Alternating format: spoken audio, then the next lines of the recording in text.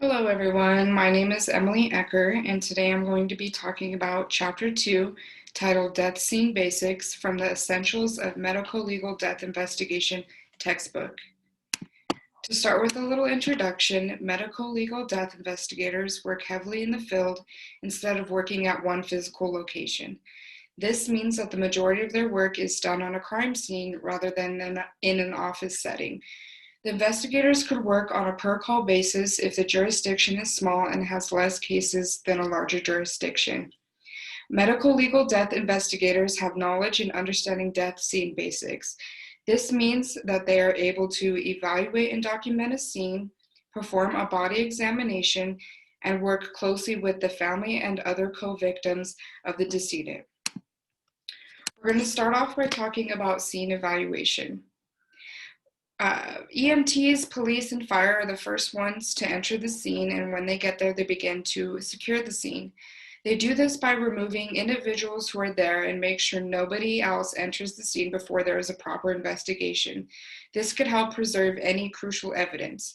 They are also going to remove the threats to life and property. Securing the perimeter is for safety reasons, and say if the scene involves an elderly decedent with an active do not resuscitate order, securing the perimeter might look like just asking the family to simply leave. However, if the scene is in a public place, the scene may be larger with more areas to block off. Scene safety is very important because law enforcement officials could become victims themselves if the scene is not secured properly. There are some issues that professionals should be aware of. Those include violence, environmental issues, say extreme weather that could prevent them from starting the investigation, as well as chemicals.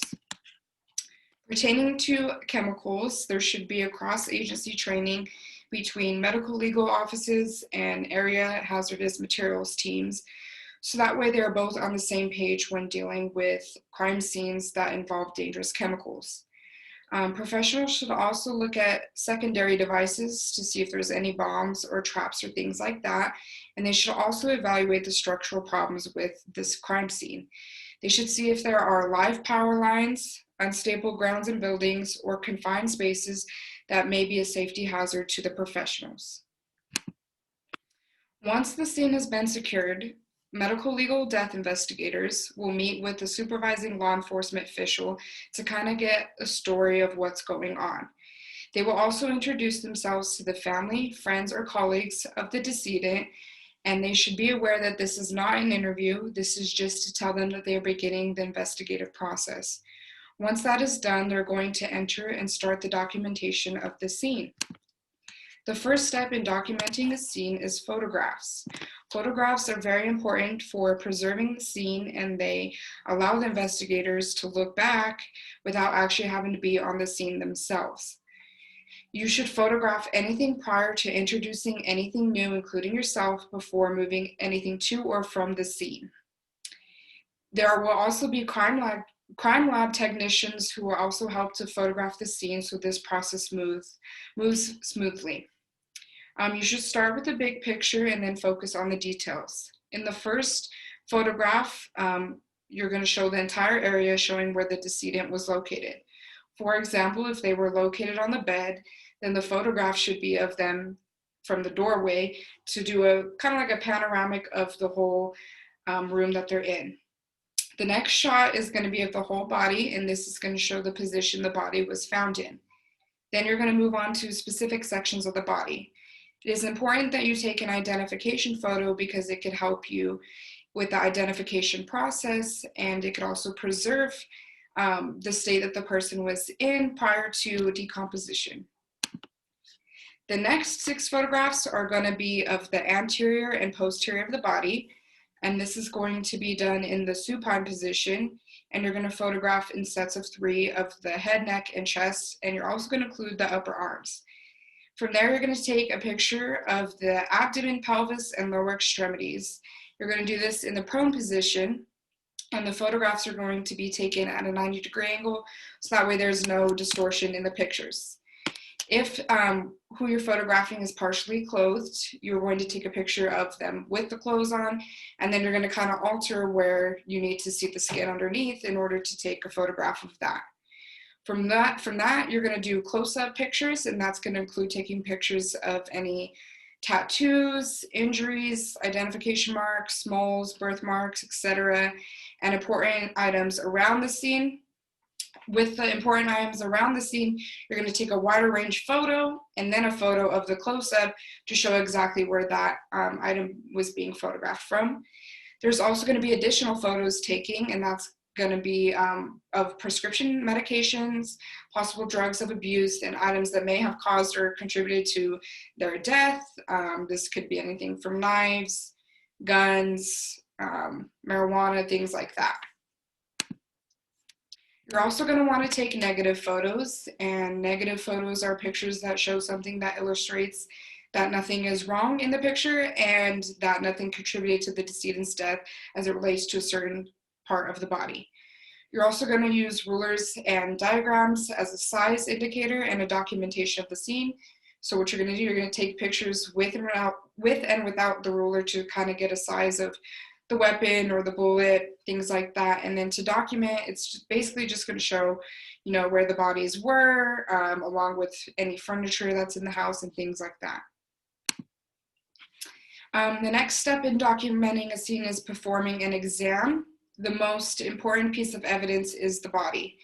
The body can reveal any trauma that happened prior to their death. They may have DNA from their perpetrator, especially if they try to fight back. You could also find projectiles from the gun that could be recovered. They could either still be in the body, or you could find gunpowder residue on the body.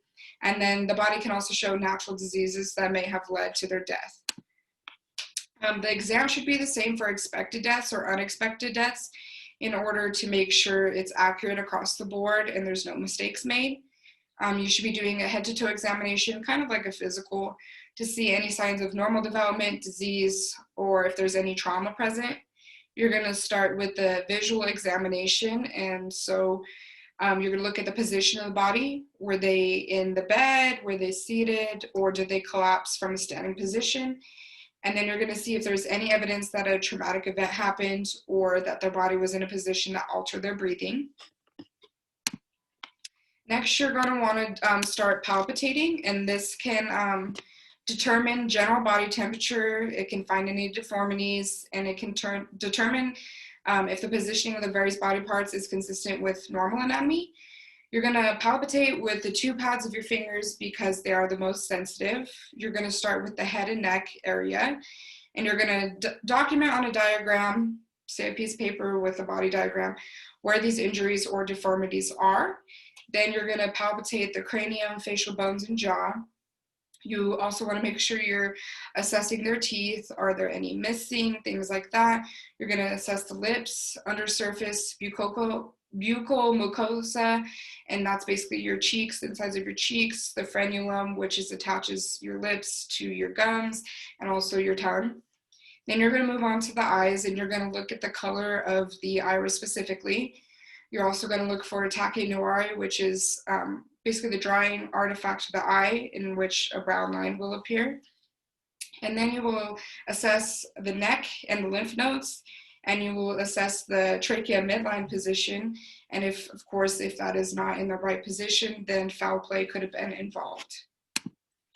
From there, you're going to assess the upper extremities. You're going to look for track marks from drug usage. You're going to look if there's any signs of trauma to the arms, wrist, or hands. And of course, document anything that you find. Then you're going to move on to the trunk, which is the chest and the abdomen areas. And this could help indicate medical problems. For example, if you find a body with more of like a barrel chest, this could have been from emphysema. You could also tell if a body was, if it had alcohol abuse to it, if there's excess fat around the abdomen, it could be obesity. There's also this thing called colon sign, and that indicates the possibility of an intra-abdominal hemorrhage. So basically, it looks like a little colon sign on your stomach in like a purplish bruised color. Then you're going to move on to looking at the hips and external genitalia. You're going to look for fractures and things like that. If you feel like you need to do an internal examination, you can, to see if there were sexual deformities. Then you're going to want to look at the legs, and you're going to pay attention to the tissues around the distal end of the legs for the edema. The edema is basically excess watery fluid collecting in the cavities or tissue of the body, and it could show signs of congestive heart failure. Moving on to postmortem changes, these help to formulate a timeline of when the person died or how long they have been dead.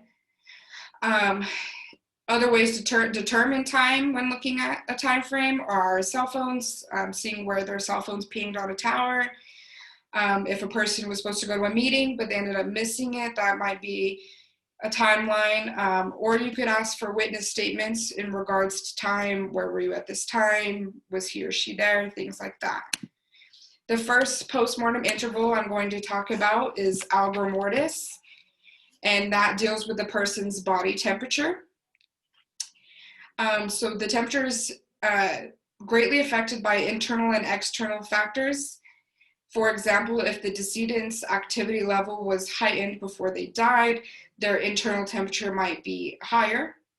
Also, the climate has a lot to do with body temperature. If you're in a hot and humid area, the body might be bloated. It might decompose faster than if you were in a colder climate. And colder climates tend to have the mummification effect on the body, sunken in cheeks, things like that. A person with higher percentages of body fat will actually decompose faster than someone who is thinner. The medical examiner must note if there's any skin or hair slippage, also blistering. There's also this thing called marbling, and it's found after at least 24 hours since death. It's basically like red, green, and black discoloration that follows the vessels in your body. Or there could be purge, which is decomposition fluid that is found in the nose and the mouth of the decedent. And algor mortis tends to start around 30 minutes after death.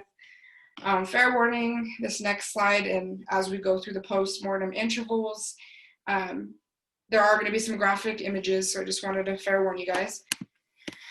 Here are some images. The first one is skin slippage on a hand, and then the bottom one is skin slippage on feet and legs.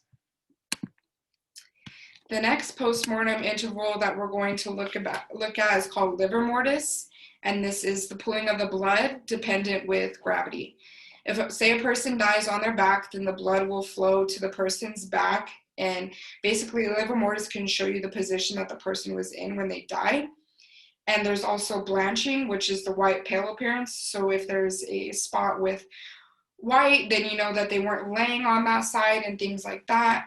The blood for this is usually a violet color, but a fun fact is if it is cherry red, it can also indicate carbon monoxide poisoning or other types of poisoning. Livor mortis can generally start between 30 minutes to 4 hours after death. Of course, all of these intervals depend on the external and internal factors as well. Here's some more graphic images. As you could see in the first picture, the pooling of the blood is on the back because the descendant is on their back. On the one at the bottom, you could see blanching with some areas of white and some areas of the purple. And then you could even see on the last picture that the person's hand was on their thighs, and therefore the pooling of the body was not right there. The last postmortem interval that we're going to talk about occurs 2 to 12 hours after of death, and it's called rigor mortis. And basically this is the stiffening of the muscles. So the stiffening of the muscles is caused by the absence of ATP, and it creates like a locking effect on the myosin filaments of the body. And it's usually most evident in the hands and jaw. And the body is considered fully fixed around 6 to 12 hours, depending on the environment. Here's some more graphic pictures. As you can see, it could be very hard to maneuver the body once they're in this state.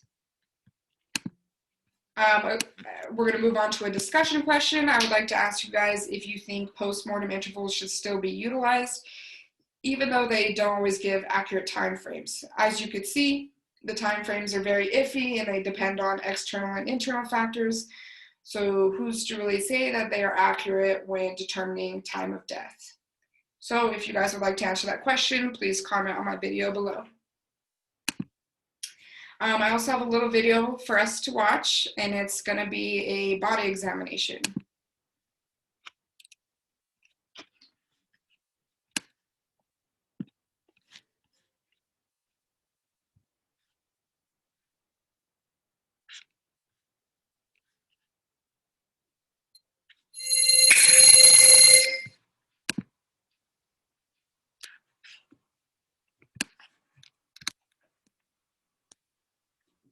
Okay, as I stated previously, there are two types of body exams.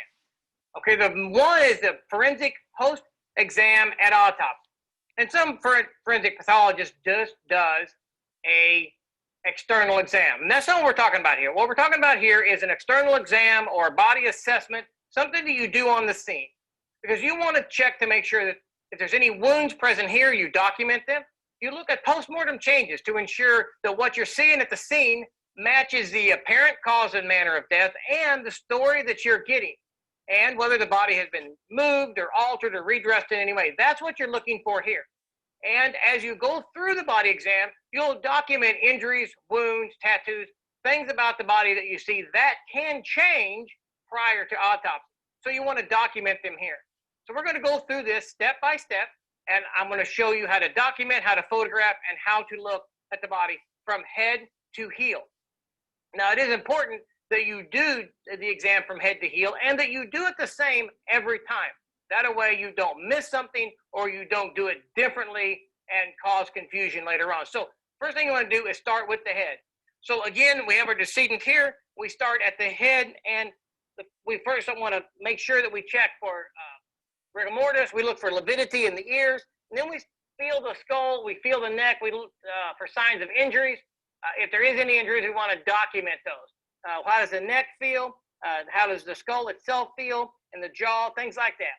Then you want to make sure that you look in the ears with a flashlight.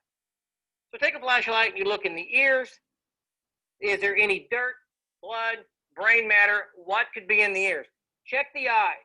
Check the eyes for petechiae or sclera drying. Do you have corneal cloudiness? What do you have in the eyes that you need to document? Also, you want to check the nose for injuries or anything that's in the nose, and the mouth. Are the teeth intact? Do you have blood in the mouth? Anything that may be there, you'll want to document. And you could also have petechiae on the lips or in the mouth as well. So then, again, we continue to move down the body. So once we're done with the head, we want to look at the neck, because you want to look for ligatures or any type of marks on the neck that could be from strangulation or in a fight or any type of injuries. So again, we look at the neck, we look at the throat area, in the back, look for ligatures. So what if you find a ligature mark but no ligature? Then that means the scene has been altered. You'll want to document that. What do you see here at the scene? Once we get to this portion, then we have the torso, front and back. Then we have the extremities, and then we move on from there. But we also break the body down into halves. So we have the midline and quadrant. So we start with the midline here, and we want to work closest to us or further away, whichever you want, but do one or the other consistent. So first thing you're going to want to do is check the extremities. Pick up the arm, check the arm for any broken bones you may feel. Is there any injuries on the arm, any marks? Are there needle marks on the arm? Anything that you think needs to be documented. Now, we do have tattoos, and so I'm going to document these tattoos here as we go. So you just simply take those pictures.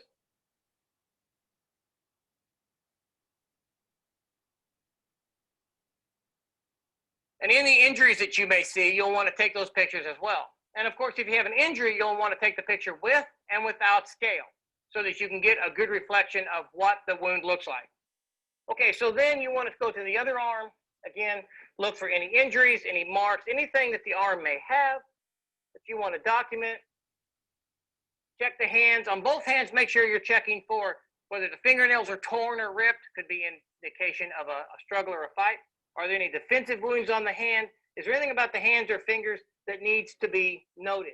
Now, you're wanting to do these exams on every decedent that you have. Even if you feel that it is going to be a natural cause of death. A quick exam is a good thing because you don't want a funeral home to call you later and have found injuries that you didn't find. So then we go to the area of the torso. So if they have the shirt on, in this case it's a t-shirt, I can look under the t-shirt. But if they had a coat, maybe a shirt and a t-shirt as well, you'll need to be removing some of those clothes. You might have to cut them off or remove them completely. But you need to see the body itself. Now, if you do cut the clothing off, make sure you don't cut through any bullet holes or knife cuts, anything like that. If you remove the clothes, then bag them as you go. You don't need to redress them, just bag them as you go and mark what they were and that you took it off the deceased. So in this case, again, we simply check the torso area, again, for any lividity, anything about the torso that looks like an injury, any scars that you may see, any piercings that you have, make sure you just at least document those. We do have a mark here on the shoulder that I want to document with photograph.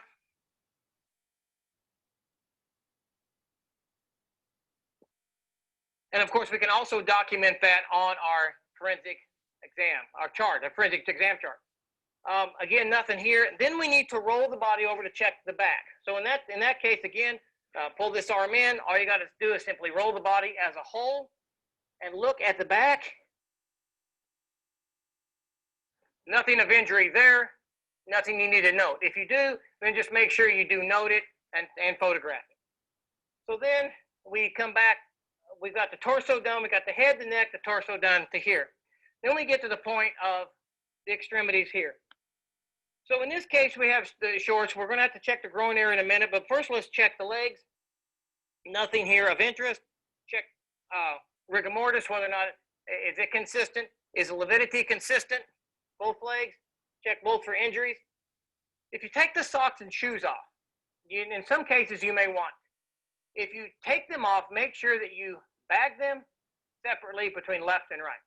Also, you'll want to mark the left and the right socks. Now, the shoes are pretty obvious, but you don't want to mix the socks up. You want the shoes to stay with the socks, left and right, because there could be evidence on there, whether it would be blood spatter or any other type of fiber, anything that may be on the shoe, the left and right makes a difference. Plus, you're not cross-contaminating the two. All right, so then whether you have a male or a female, you also want to make sure that you check the groin area for injuries, for signs of sexual assault. And I'm not asking that we do an internal exam, just an external exam to make sure that everything's intact and there's no injury, nothing like they've been stomped or kicked, or if you have a situation of sexual assault, you'll want to document that. If you see signs of semen or fiber, you'll want to collect that at the scene. Those are fragile evidence that can get lost during bagging and transport and in waiting for autopsy. So make sure either you or someone with CSI, someone collects what you see. So again, we've checked the extremities. Now we need to go and we need to check the groin area, again, to make sure that there is nothing about it that is incorrect. Just make sure that you look to see that everything is intact and that you don't have any injuries or marks or anything that might need to be documented. And if so, simply photograph it and document it as you go. And then you'll have the best evidence at the time. Now, that is really all there is to do an external exam. Just make sure you check the full body, head to heel. Make sure you photograph anything that you see, and you document it on the forensic chart and in your summary report. And that's the basics of an external body exam.